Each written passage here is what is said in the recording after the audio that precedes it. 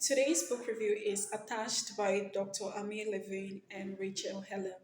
Now, I want to say that this book is a scientific book. It has a lot of research in it. It has a lot of psychological experiments that were carried out. It talks about those things, and it all tries to explain the human attachment, the concept of human attachment. Now, I think this is something we should all learn. So I'm going to do a little more than a review. I'll do, let's call it a teaching, and in more than one video, so that we don't get bored with the whole thing.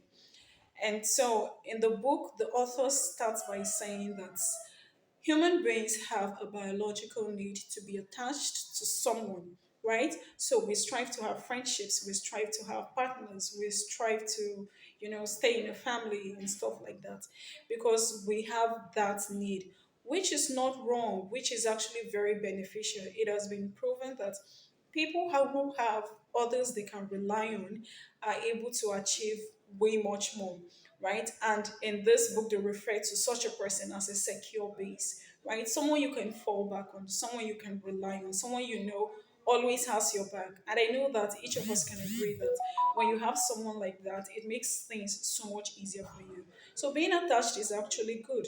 And they went ahead to explain that they did before the founding of the attachment theory by John Bowlby and Mary Ainsworth.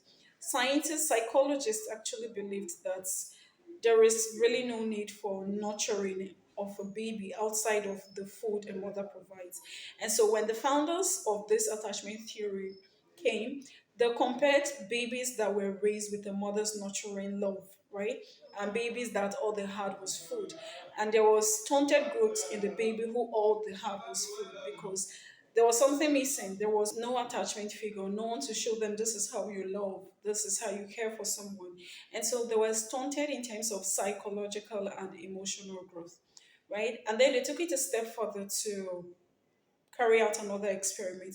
They placed toddlers with their mothers in a room that had a lot of toys, and right, the toddlers went to play, and then eventually at some point the mothers leave, and different babies reacted differently, and this ultimately pointed to three kinds of attachments: anxious attachments, attachment style, and secure attachment.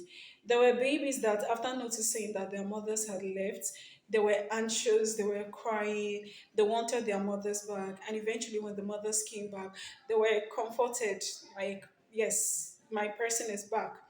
And there were other babies who, even after the mother comes back, they're still protesting, they're still angry, they're still crying. And even after a lot of comfort, it took a while.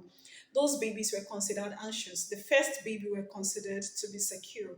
And then there was the avoidant baby, the one who didn't care whether their mother left or their mother was around. It really didn't matter. Now, here's the big deal. The big deal is that the babies were all monitored on a computer to see the levels of their anxiety. And each baby had the same level of anxiety: the anxious baby, the avoidant baby, the secure baby, right? So this points us to say that whatever kind of attachment style you may have, we are all affected when the person that we trust is taken away from us, when we do not have a secure base. They explain the person whom you rely on to be a secure base. So when the attachment figure is taken away from you, then there is some kind of anxiety, some kind of fear that creeps in at some point. So, what we're going to be doing in subsequent videos is that we're going to learn how to identify our attachment styles, right? How do I attach to people, and how can I redress? How do I find a person that suits my attachment style? And this is a warning for believers. It's not a Christian book, so you are going to have to read it with your filters on. Okay, but I think that there is so much that even as believers we can learn from the world, right? We are of the world, we are not just of, we're in the world, we're not just of this world. So yeah, we're going to be doing that in subsequent videos. I'm currently also still reading the book, but I was excited to share, which is why I'm here. So yeah, see you next time. Bye.